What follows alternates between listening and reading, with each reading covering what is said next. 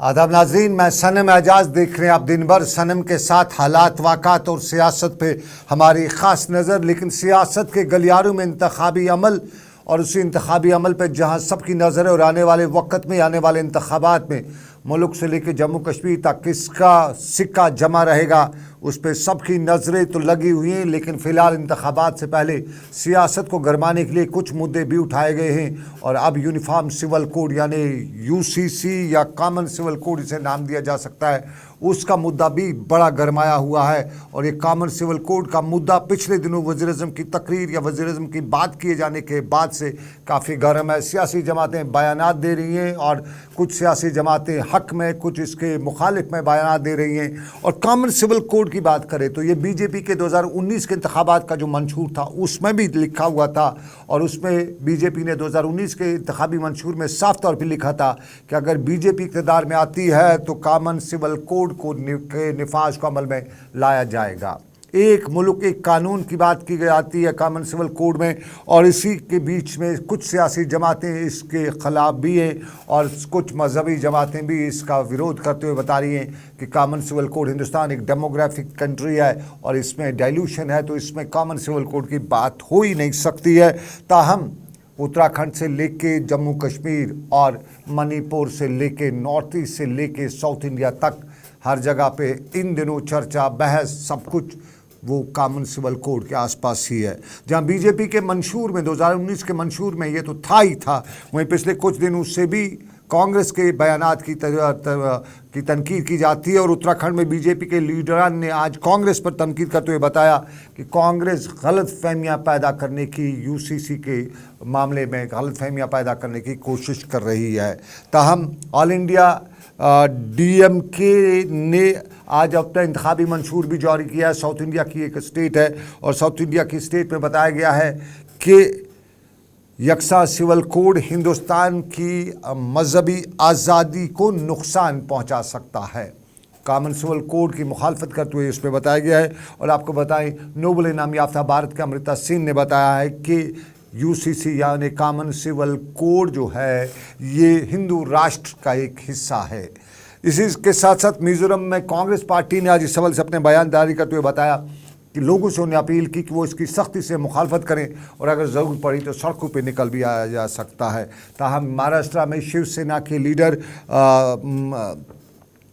भास्कर यादव ने बताया है कि बीजेपी यूसीसी के मामले को लेकर मुल्क में पोलराइजेशन कराना चाहती है और ये साफ मामला इंतखाबी अमल का है। कपिल सिब्बल से आप सभी वाकिफ़ होंगे, मुल्क के जाने माने वकील भी हैं, कांग्रेस उनका ताल्लुक भी था और आज उन्होंने बताया कि वज़ीर-ए-आज़म साफ़ करें कि यूसीसी में उनके क्या स्टैंड है, इस हवाले से साफ़ करें। और यूडीएफ केरला ने आज इस हवाले से कांग्रेस का जो वहाँ पे अलायंस चल रहा है उसमें उन्होंने सीपीआईएम पर आज तनकीद करते हुए बताया कि सीपीआईएम भी इस मामले पर अपना दोहरा मेयार अपनाए हुए हैं। और आरएसएस के लीडर इंद्रेश कुमार ने आज इस हवाले से बताया कि कॉमन सिविल कोड मजहबी रसूमात और अछूत का जो रिवाज है उसको ख़त्म कर देगा। ये पार्लिमानी स्टैंडिंग कमेटी का, इससे पहले आपको बताते चलें, जो इजलास हुआ था सुशील कुमार मोदी की सदारत में, उसमें भी इस सारे सवाले से जो है उस पर तबादला ख्याल किया गया था। ये पार्लिमानी स्टैंडिंग कमेटी का था। ये सियासत के गलियारों का बड़ा आने वाले दिनों की सियासत पे ख़ास मामला। लेकिन इससे पहले आपको बताते चलें कि आज जुलाई की महीना है, सितंबर नहीं है। और सितंबर के से साथ साथ ही जम्मू कश्मीर और ख़ास तौर पे कश्मीर वादी में ज़रा सी बारिशें हों तो फिर लोगों के कान खड़ा हो जाते हैं। याद आ जाता है 2014 2014 के जो सैलाब है वो याद आ जाता है। और वही सूरत आज भी देखने को मिली। आज तो सितंबर नहीं है लेकिन ये जुलाई का महीना है और जुलाई के महीने में श्रीनगर के साथ साथ वादी कश्मीर के दूसरे हिस्सों में जो बारिशें हुई उसके बाद लोगों के कान ज़रूर खड़ा हुए थे। तस्वीर दरियाई जहलम की भी है और तस्वीर में साफ तौर पे लग रहा है कि दरियाई जहलम में पानी जो है वो सर चढ़ के तो नहीं बोला है लेकिन कुछ ऊपर आ गया है। और उसकी सबसे बड़ी वजह जो पिछले 24 घंटों के दौरान जो बारिशें हुई हैं, जो मौसम से राहत मिली और उन बारिशों के बाद जो पानी ऊपर से आया, पहाड़ों से आया, कुछ ग्लेशियर भी वो पिघले तो वो पानी शहर आता, श्रीनगर आते आते दरिया जहलम में जो पानी की मिकदार है उसमें इजाफा कर गया। दरिया जल में पानी की इजाफी की इकदार, लेकिन ये न सिर्फ श्रीनगर में था बल्कि नॉर्थ और साउथ हर जगह पे था। ये नॉर्थ कश्मीर की तस्वीर है, टंगमर का फ़ैरोज़पोरा का इलाका और नाला फ़ैरोज़पोरा में सूरत हाल पानी की ये तस्वीर में आप देख रहे हैं, ज़ोरदार पानी। और ये पानी ऊपर से जंगलात पहाड़ों से आ रहा था। जंगलात पहाड़ों पे बर्फ़ है और उस बर्फ़ में जब बारिश पड़ेगी तो एक तो बर्फ़, बारिश का पानी उसके साथ बर्फ़ पिघलती है तो फिर ये सूरत हाल हो जाती है। और ये सूरत हाल नाले फ़ैरोज़पोरा की तस्वीर आपके सामने है। साउथ कश्मीर का भी रुख करते हैं। पुलवामा के छोटे बड़े नदी नाले जो भी था वहाँ पे पानी की मकदार जो है वो अच्छी खासी बढ़ी हुई थी। और ये रुमशू का नाला है। रुमशू नाला साउथ कश्मीर का बड़ा नाला माना जाता है और इस नाले की तस्वीर जो है, ये पानी की रफ्तार जो कच्छ परसों तक खुश्क नजर आता, अरे बाप रे, ये तो गांदरबल है। और ये गांदरबल की तस्वीर आपके टेलीविज़न स्क्रीन पर मनीगाम के नज़दीक गांदरबल के दरियाई सिंध में पानी की ये तस्वीर जो है ख़ुद बयान करती है कि ऊपर के इलाकों में क्या कितनी बारिशें हुई हैं, क्या कुछ सूरत हाल बनी हुई है। ये पानी की रफ्तार पानी की, लेकिन क्या वाकई में कोई बड़ा ख़तरा है? शायद, क्योंकि पानी है और सैलाब पानी कुछ देखता नहीं है। 2015-14 में हमने देखा है जब पानी छोटे छोटे जो नदी नाले वो बहते गए तो जब बहे तो फिर जब श्रीनगर पहुँचे तो एक समुंदर था, एक तूफ़ान था, एक सैलाब था। उसी सैलाब में बहुत कुछ बह गया। हुकाम क्या कहते हैं? चीफ इंजीनियर PHE जो है इरिगेशन फ्लो कंट्रोल, उनसे आज हमने पूछा कि क्या सूरत हाल है, कहाँ का बचने की उम्मीद है या नहीं। ज़रा सुनिए क्या बता रहे। देखिए, कल शाम से बारिश हो रही है और काफ़ी बारिश जो है वो कुलगाम एरिया साउथ कश्मीर में हुई है, तो जिसकी वजह से नालों में और दरिया में पानी बढ़ा है। हमारे डिपार्टमेंट ने पूरी की पूरी जो सिचुएशन को मॉनिटर किया हुआ है, एडमिनिस्ट्रेशन के साथ भी इन टच है ताकि किसी किस्म का जानी माली नुकसान ना हो। हिल्लर इलाका जो साउथ कश्मीर का, वहाँ पे रेलवे ट्रैक पे पानी भरा है, उसकी कोई इन्फॉर्मेशन है? नहीं, ऐसी इन्फॉर्मेशन मेरे पास कोई नहीं है। वो तो वाटर लॉगिंग की प्रॉब्लम है, इसमें मुझे लगता है रेलवे वाले भी खुद भी कंसर्न्ड होंगे। तो किसी तरह की कोई पैनिक की सिचुएशन? देखिए, हमें पैनिक की सिचुएशन से अभी इस किस्म के हालात नहीं पैदा हुए हैं कि हम जहाँ से कोई ऐसा अलर्ट इशू करें। आप खुद ही देख रहे हो कि पूरे श्रीनगर में अभी धूप निकलना शुरू हो गई है और कुलगाम की बारिश भी थोड़ी देर में, IMD वालों से मेरी बात हुई है, उम्मीद है कि वो भी अब कम हो रही है। तो इन टोटलिटी अगर हम कहें तो सिचुएशन अंडर कंट्रोल है, यही मुझे नहीं कहना है। जहले में अब कितनी कैपेसिटी अभी बाकी है? देखिए, जो फेज़ 1 हमने किया था उसमें हमने 40,000 क्यूसेक्स कैपेसिटी पे इसको लाया है। फेज़ 2 चल रहा है, उसका 3 साल। चलिए, ज़ोर की बारिशें हो रही हैं। दरियाई जहलम, दरियाई सिंध, रमशू, पोरू, जितने भी नदी नाले हैं, पानी जो है अभी अपने किनारों को फलांदा नहीं है, लेकिन लोग डर जाते हैं और डरते हुए लोग नज़रें रखते हैं दरियाई जहलम पे, दूसरे दरियाओं पे क्या सूरत हाल है। और आपको नाज़रीन बताएं, शाम गए जम्मू कश्मीर के लेफ्टिनेंट गवर्नर मनोज सिन्हा ने प्रेस कॉन्फ्रेंस भी की है। कहते हैं नफ्सा के तहत जो नफ्सा नफ्सी यहाँ पे आलम का नफ्सा नफ्सी का आलम शुरू हुआ था, उसमें राहत दी है जम्मू कश्मीर के लेफ्टिनेंट गवर्नर मनोज सिन्हा ने, और उस पर भी हम बात करेंगे। लेकिन पहले हम पानी की बात करेंगे। पानी जालिम है और ये जालिम पानी बहुत सी चीज़ें बहा के ले जाता है। हम तस्वीर कुपवाड़ा की दिखाते हैं जहाँ बच्चे जो हैं दरिया के किनारे, वहाँ के नदी नाले के किनारे थे और उसमें बह गए थे और फिर फ़ौरन डिस्ट्रिक्ट एडमिनिस्ट्रेशन ने, कुपवाड़ा के एडमिनिस्ट्रेशन ने रेस्क्यू ऑपरेशन किया। 3 बच्चे पानी में बह गए थे। आखिरी खबरें मिलने तक 2 को रेस्क्यू किया गया था। ये कुपवाड़ा की तस्वीर है और कुपवाड़ा की इस तस्वीर में वहाँ पे भी पूरे आलम में, पूरे इलाके में अफरा तफरी का आलम था और साफ जाहिर है रेस्क्यू ऑपरेशन जो है पानी के नीचे चल रहा है। 3 बच्चे जो हैं वो पानी में चले गए थे, 10 से 12 साल की उम्र के, और उसके बाद उनको रेस्क्यू किया गया। 2 को निकाला गया, तीसरे के बारे में ऑपरेशन जारी था आखिरी खबरें मिलने तक। कुपवाड़ा में इंतज़ामिया जो है, मुकामी लोग जो हैं पूरी तरह से इस ऑपरेशन पर नज़र रखे हुए हैं और कोशिश करें कि रब कायनात उस बच्चे की ज़िंदगी बचा ले जो इस पानी में बह गया है। उसके लिए ऑपरेशन जारी है वहाँ पे। बहुत घर बित मे बोज खबर 3 बच्चे गई आबस, तथ मज आय ब्या फोन, मे कोर तुरंत SHO कंसर्न हतमुल्ला चौकी अफसरस, तम कर कार्रवाई तो आज सत वोतुस बत योर। 2 खाज कर रेस्क्यू।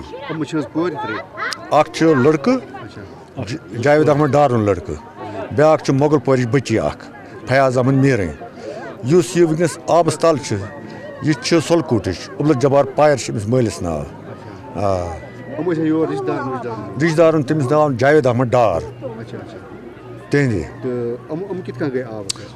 अचानक गमत दरियावस पे तत वन वल वन चपल हसा गई अकिस दरियावस मज तथ पत हसा छुटाए पत कट अख ये हमसाय हमो क्रटिक हम खलिक पत बेकिस वनस अत लगान कह तो तम सह कमीज हसा क्या सह तमिस अत मज नीरित सह गई अख 12 वरिश वनस अत लगान कह यह 10 10 12 वरिश त्रेनवे लकट बच।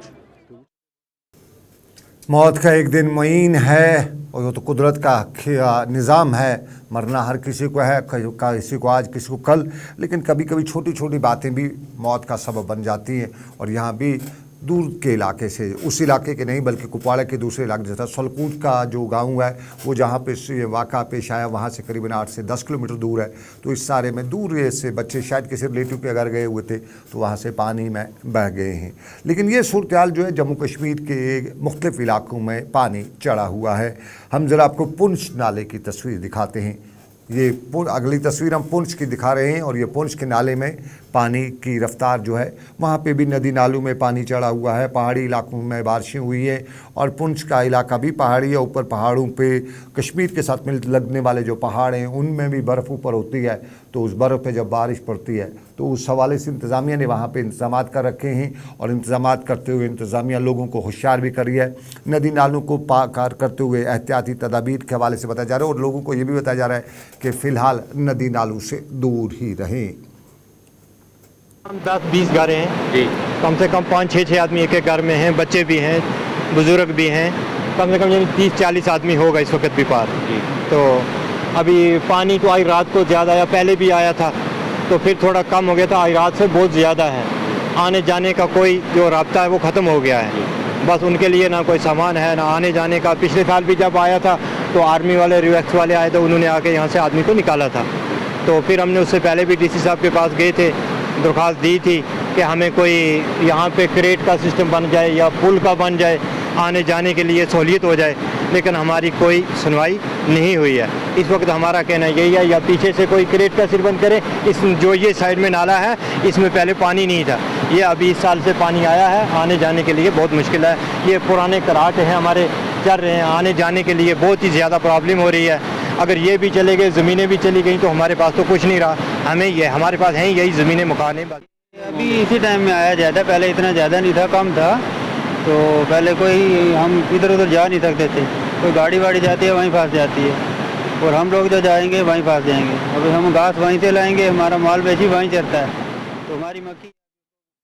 बरसाती नाले और बरसाती नालों में पानी आना साफ जाहिर है कुछ न कुछ हमारी तामीर तरक्की का जो दावे हम करते हैं उनकी पोल भी खोल देती है, क्योंकि बरसाती नाले में पानी आने की वजह से राब्ते मुनक़ता हो जाते हैं। और ख़ास तौर पे अबूर मरूर यानी going through to and fro, एक तरफ से दूसरी तरफ जाना, उस जाने के लिए जब पुल वगैरह नहीं होंगे तो फिर लोगों को इस तरह की मुश्किलात का सामना करना पड़ सकता है। और पुल की बात यानी पार होने की बात, तो जम्मू श्रीनगर कौमी शाहराह पे आज आर पार बंद था। जम्मू श्रीनगर कौमी शाहराह पे ये पंथियाल की तस्वीर है। पंथियाल बार बार कश्मीर से लेकर जम्मू तक के इस हाईवे के लिए मुसीबत बनता रहा है और कभी कभी पंथियाल को बड़ा जंजाल भी कहा जाता था। टनल बनने के बाद उम्मीद लगी थी कि शायद ये मुसीबत ख़त्म होगी, लेकिन अब भी मुसीबतें बनी हुई हैं और पंथियाल की ज़मीन जो खिसक रही है वह आज भी खिसकती रही और फिर सुबह को जम्मू श्रीनगर कौमी शाहराह को बंद करना भी पड़ा। निहाड़ और पंथियाल में पस्सियाँ गिर आईं और लगातार बारिशों की वजह से जो यहाँ पे रेस्टोरेशन का काम था हाईवे का वो भी मुतासिर ही रहा। जम्मू श्रीनगर हाईवे की तस्वीर भी अब आपको दिखाएंगे और हाईवे में आपको बताते चले गाड़ियाँ आज नहीं चल पा रही थी। जम्मू से आज यात्रा भी नहीं निकल सकी है। लेकिन अगली तस्वीर हम राजौरी की दिखाते हैं। राजौरी में भी इंतज़ामिया ने ये सूरत देखते हुए बाज़ाब्ता तौर पे अलर्ट जारी किया है। अलर्ट तो इस वक्त वादी कश्मीर में भी है और उन सभी जगहों पे है जहां नदी नाले या जहां पानी आ सकता है। और इंतज़ामिया ने डीसी राजौरी ने आज मुख्तलिफ इलाकों का दौरा भी किया और दौरा करने के साथ साथ लोगों को तलकीन की कि वो अपने आप को भी बचाएं, अपने इमलाक को बचाएं, अपने आप को बचाएं और ख़ास तौर पे अपने आप को बचाएं। इमलाक दोबारा बन सकती है, ज़िंदगी नहीं बन सकती है। तो कोशिश करें कि दनी नालों से या बरसाती नालों से दूर रहें, क्योंकि बरसाती नालों में आपको पता ही नहीं होता है कि कब अचानक पानी का रेल आ जाएगा। डिफरेंट हमारे नाले हैं, जैसे थाना मंडी नाला है, ऊपर जो कोटरंका में अंश नाला है, यहाँ नीचे सुखता तवी है, सोलकी नाला है, जितने जमुला नाला है, जितने भी नाले हैं वहाँ पे हमने अनाउंसमेंट करवाई है। और लोगों से मैं आपके माध्यम से रिक्वेस्ट करता हूँ कि खासकर इन 2 दिनों में और बारिश के सीज़न में इन जनरल जो है नालों के अंदर ना जाएं। कोई जेसीबी लेके आए, कोई टिप्पर लेके ना जाए, कोई कपड़े धोने ना जाए, कोई जानवरों को लेके ना जाए, क्योंकि सडनली पानी का जो लेवल है वो राइज़ हो जाता है। और इन 2 दिनों में खासकर ये एडवाइजरी बहुत ही सख्त है। और हाई रीचेस में जब बारिश होगी तो सडनली पानी नीचे आएगा और लोग उस पानी की जद में आ जाएंगे और जान और माल का भी खर्चा। ये राजौरी का हाल अहवाल, इंतज़ामिया ने अलर्ट जारी किया, लोगों को बताया गया है नदी नालों के करीब ना जाएं। ख़ासतौर पे ख़वातीन अक्सर पहाड़ी इलाकों में नदी नालों के नज़दीक जाके कपड़े बर्तन वगैरह धोने जाती हैं, तो ख्याल रखें। और वो भी जानती हैं कि नदी नालों में अचानक पानी चढ़ जाता है, पता ही नहीं चलता है। जब तक पानी का रेला आपके सर तक नहीं पहुँच गया होता है तब पता चलता है कि पानी आया। तो इसलिए एहतियात रखें, ख्याल रखें नदी नालों पर, ख़ास तौर पर नदी नालों में जो कर्व्स हैं जहाँ नज़र नहीं आ रहा होगा दूर से, तो वहाँ पर ख़ास एहतियात रखें। और आपको नाज़रीन बताएं, जब एहतियात की बात, तो जम्मू श्रीनगर हाईवे पर भी एहतियात आज किया गया था और एहतियात करते हुए गाड़ियों को उधमपुर के जठानी नाले के पास ही रोका गया था। रोकने की वजह साफ ज़ाहिर है जम्मू श्रीनगर कौमी शाहराह के बंद होने की, और फिर जब कौमी शाहराह बंद होगी तो यात्रा 20 पे नहीं चल सकी थी और यात्रा के साथ साथ सभी मुसाफिर जो हैं वो दरमंदा होके रह गए थे जम्मू श्रीनगर कौमी शाहराह पे। चलिए, ये जम्मू कश्मीर के सैलाब का हाल अहवाल।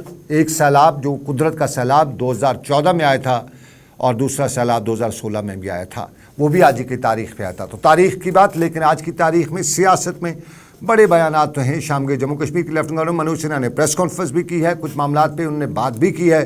लेकिन दिन में सियासत के मैदानों में डेमोक्रेटिक आज़ाद पार्टी के लीडर गुलाम नबी आज़ाद ने की पार्टी में आज इंजीनियर नज़ीर यत्तू ने अपनी शमूलियत का ऐलान भी किया। इंजीनियर नज़ीर यत्तू यूथ लीडर पीडीपी के रहे और फिर कश्मीर के हालात के बाद में कभी अपनी पार्टी के साथ, माफ़ कीजिएगा, आम आदमी पार्टी के साथ गए और उसके बाद आम आदमी पार्टी में भी कुछ वक्त रहने के बाद आज बाज़ाब्ता तौर पे उन्होंने गुलाम नबी आज़ाद की पार्टी डेमोक्रेटिक आज़ाद पार्टी में शमूलियत करने का ऐलान किया।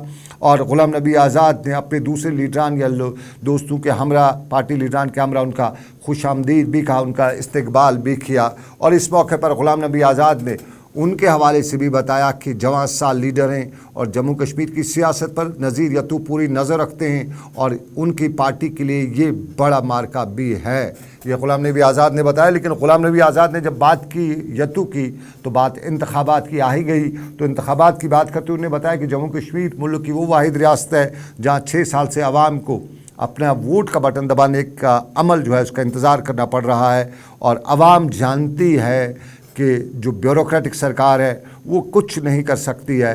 सरकार आवाम का मुफाद कहीं होता है तो वो मुंतखब सरकार में भी होता है और ब्यूरोक्रेट दुनिया के किसी भी हिस्से में 5-6 महीने से ज़्यादा सरकार चला ही नहीं सकते हैं, इसलिए इंतखाबात होना ज़रूरी है। गुलाम नबी आज़ाद ने यहाँ दूसरे मुद्दों पे भी बात की। कॉमन सिविल कोड पे भी उनसे सवाल पूछा गया और ज़मीन जो दी है 5 मरले की उस पर भी सवाल पूछा गया, जिसका उन्होंने खैर मकदम किया। लेकिन ज़रा सुनिएगा क्या कहते हैं सरकार और कार्य सरकार पर।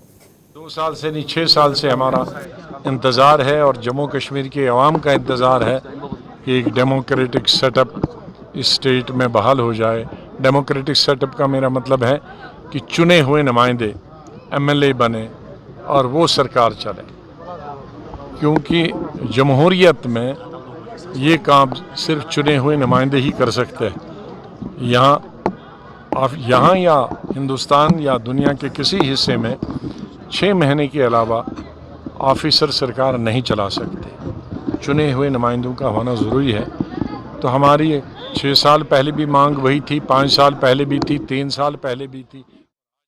बात चुने हुए नुमाइंदों की उन्होंने की, 6 महीने से ज़्यादा तो चला ही नहीं सकते। लेकिन सवाल उनसे यहाँ कॉमन सिविल कोड के बारे में पूछा और कॉमन सिविल कोड के बारे में सवाल पूछे उन्होंने बताया कि बीजेपी के लिए इससे बड़ा सेटबैक और कोई हो ही नहीं सकता है, क्योंकि कॉमन सिविल कोड मुसलमानों को ही नहीं बल्कि दूसरी अक़लीती जमातों को भी मुतासिर कर रहा है, और ये बीजेपी के लिए अच्छा होगा ही नहीं कि वो सभी मज़ाहिब के लोगों को नाराज़ करें।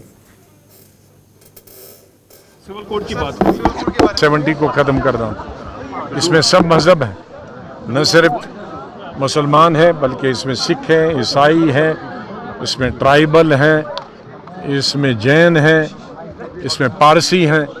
तो इतने लोगों को एक वक्त में नाराज़ करना किसी भी सरकार के लिए अच्छा नहीं होगा, और मेरी सलाह इस गवर्नमेंट को हो कि ऐसा कदम उठाने की कभी सोचे नहीं। यूसीसी क्या है? जमीन नहीं दी गई, एलजी साहब ने ऐलान किया कि गरीब नहीं, ज़मीन देनी चाहे लेकिन उसमें एक शर्त है, उसका हम वेलकम करते हैं कि ज़मीन मिले, लेकिन वो सिर्फ जम्मू कश्मीर के रहने वाले गरीब लोगों के लिए होनी चाहिए। वो गुलाम नबी आज़ाद बात की यूसीसी की, और ये भी बता डाला कि बीजेपी ऐसा कदम ना उठाए जिससे उन्हें उनके अल्फाज के मुताबिक मुंह की खानी भी पड़ सकती है, और ज़मीन के मुद्दे पे वेलकम करते हुए बताया कि ज़मीन मिले, गरीब को ज़मीन देने में किसी को एतराज़ नहीं है, लेकिन ज़मीन उसको मिले जो जम्मू कश्मीर का स्टेट सब्जेक्ट हो, जम्मू कश्मीर का बाशिंदा, बुनियादी बाशिंदा हो। और जब बाशिंदों की बात आई तो कश्मीर वैली में इन दिनों स्मार्ट मीटर्स पर बाशिंदे बड़े नालाने, और स्मार्ट मीटर्स को लेकर श्रीनगर के चौटा बाज़ार हो या श्रीनगर का कमरवारी का फ्रूट मंडी के नज़दीक वाला इलाका, आज सड़कें सुनसान नहीं बल्कि लोगों ने बंद कर रखी थी। ट्रैफिक को डाइवर्ट भी किया जाना पड़ रहा था, इंतज़ामिया को बड़ी मुश्किलात या बड़े मामला देखने पड़ रहे थे। और श्रीनगर का छोटा बाज़ार, शहर ख़ास का इलाका, वहाँ पे तो ख़वातीन सड़क पे थी, और श्रीनगर के फ्रूट मंडी के नज़दीक भी यही सूरत हाल थी, ट्रैफिक को डाइवर्ट। और साफ ज़ाहिर है मीटर की मार जो आम कहती है पड़ने वाली है, उस मीटर, स्मार्ट मीटर के ख़िलाफ़ एहतजाज करते हुए बता रहे थे कि क्यों यहाँ पर हो रहा है। आज सब लोग यही कहते थे, और गली नुकड़ पे भी कहा जा रहा है कि अगर मीटर लगाना है तो दिल्ली कैपिटल है, शुरुआत वहाँ से करिए स्मार्ट मीटर का। कश्मीर एक कोने पे है, वहाँ से तजुर्बा। जम्मू में क्यों नहीं लगाया जा रहा है स्मार्ट मीटर, ये भी पूछा जा रहा था, और ये भी कह रहा था कि हमारे पास उतने रिसोर्स नहीं है, उतनी बिजली की फ़ीस हम दे नहीं सकते हैं, तो क्या स्मार्ट मीटर लगाने का फ़ायदा है। और फिर स्मार्ट मीटर लगाए जाने पर जो लोग एहतजाज करते हैं उनका इलाके की बिजली काटना, इसको भी वो वायलेशन ऑफ राइट्स कहते थे, पब्लिक राइट्स बता रहे थे।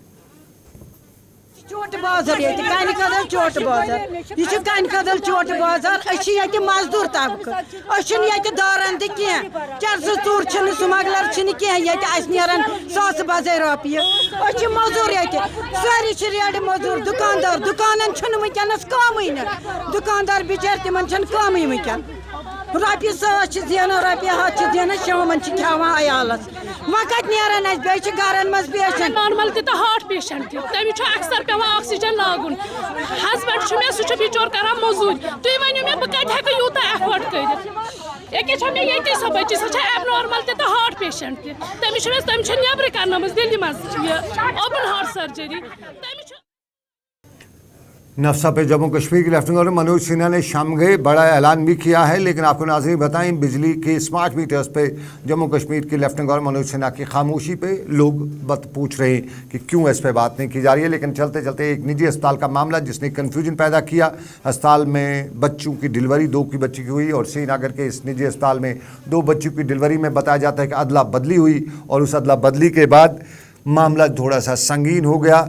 अब मामला है कि एक फैमिली जिनको लड़का मिला है वो कहते हैं ना हम डीएनए कराएंगे ना हम कुछ कराएंगे, और जिनको लड़की मिली है वो कहती हैं लड़की हमारी नहीं है। कुदरत का कानून नहीं बल्कि इंसान का कितना जालिम कानून है, ये बड़ा नाइंसाफ़ी है। और इस आमिना हॉस्पिटल में डॉक्टरों की या तिब्बी अमले की एक छोटी सी गलती की वजह से 2 फैमिलीज़ में कन्फ्यूजन और कन्फ्यूज में नोक झोंक से लेके बड़े मामला तक देखने को मिल रहे हैं। और इस सारे के बीच में हम अपने आप पे अफसोस भी कर सकते हैं, करना हमें चाहिए कि हमारे यहाँ बेटियों के हवाले से हम बेटी पढ़ाओ बेटी बचाओ की बात करते हैं, लेकिन बेटी आ जाए तो उसके बाद हम कितने जालिम बन जाते हैं।